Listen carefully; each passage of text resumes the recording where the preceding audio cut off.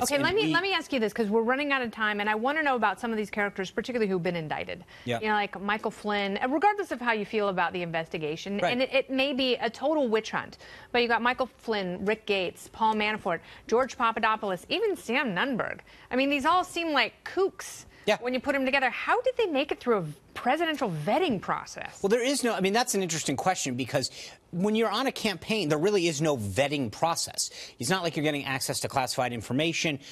People who want to help out on a campaign come and volunteer. In the case of Trump, there were 17 candidates. Yeah. This was not a traditional campaign either. You did not have a robust field operation. That's why I spent 6 years at the RNC. When we arrived there, they had no fundraising operation. They had no opposition research. They had no strong, robust field operation or data operation, things that the RNC brought that all the other candidates had. It was not a traditional campaign. And so you had a lot of individuals. You could Google Paul Manafort and learn a lot about him in the first 6 pages that come up in an internet search. You would know that that's not the kind of person that you want to have. But again, what was Paul hired for? Paul was hired Who cares to be what a he was delegate. hired for? He shouldn't have been close to a campaign. I think knowing what we know now, absolutely. Knowing what we know now. There's no hindsight here. All that stuff was out. No, because Kennedy, if you look at what we know now and what he's been indicted on, it's been tax evasion, not filing with FARA. Because he was doing really shady stuff. I agree with you, time. but none of that. Part of the reason he's getting in trouble is because he didn't file the proper forms, whether it was the IRS or the He's a bad person and a shady creature who shouldn't have been near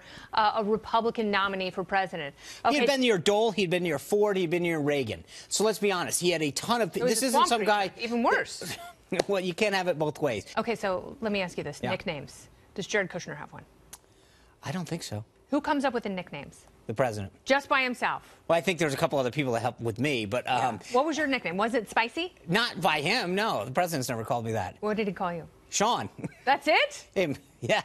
Oh, my gosh. He didn't even call you by your real name? Laquitha? Okay, we're out of time. What is that? Okay, so what is the ultimate takeaway for people who are watching this unfold? You know, I asked it in the monologue, how does this end?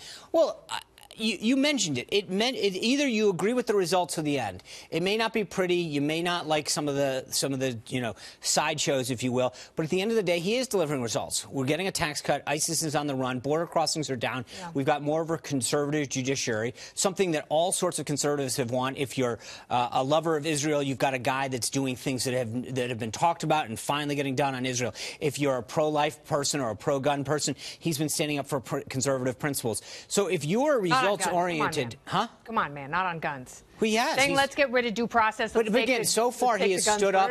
He has stood up for the Second Amendment. Yeah. But he has stood up for life. He has stood up for Israel. He has stood up for lower taxes. He has stood up for a conservative judiciary. Okay, so I want to talk to you about this because this is something that I said to Dana Perino. If this were any other person, you're a name dropper.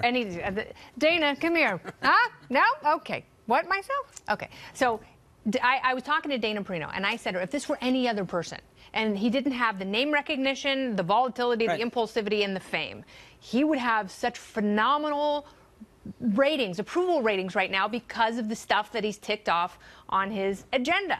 It's the other stuff. Right, but remember, he would be at 58% sure, easily. but there's a continuum, right? So part of it is that the authenticity and the ability to do what he does, you get certain things. So you get the results because of who he is and his ability to, but you also get some of the, the chaos and the other stuff. Yeah. But you've got a lot of politicians who you've got the flip side too. Is it worth the trade-off? Again, I'm a results-oriented guy. I would rather have a safe country free from the threat of ISIS, border crossings down, lower taxes, lower regulations, more jobs, and a booming economy. I would love that too. Okay, absolutely. So sometimes you have to ask yourself, is there other stuff that you have to get? But you can flip it and say, we can have calm, we can have someone who doesn't tweet. I don't think anyone wants that, no matter what they say. Right. They love saying things, and there is a new word every week. So the president calls you up. He says, I saw you on Fox Business. You were tremendous, Sean. Of course. I miss Hope. The mooch is never coming back. Come be my communications director. What would you say? I'd say, Mr. President, we've done this. I'll help you find somebody. I'm enjoying life right now. I've got to spend some great time with my kids. Yep. I'd like to finish the book, and I'll help you find somebody. What do you want to do for work long term? I'm thinking about like Kennedy Sean. That's right.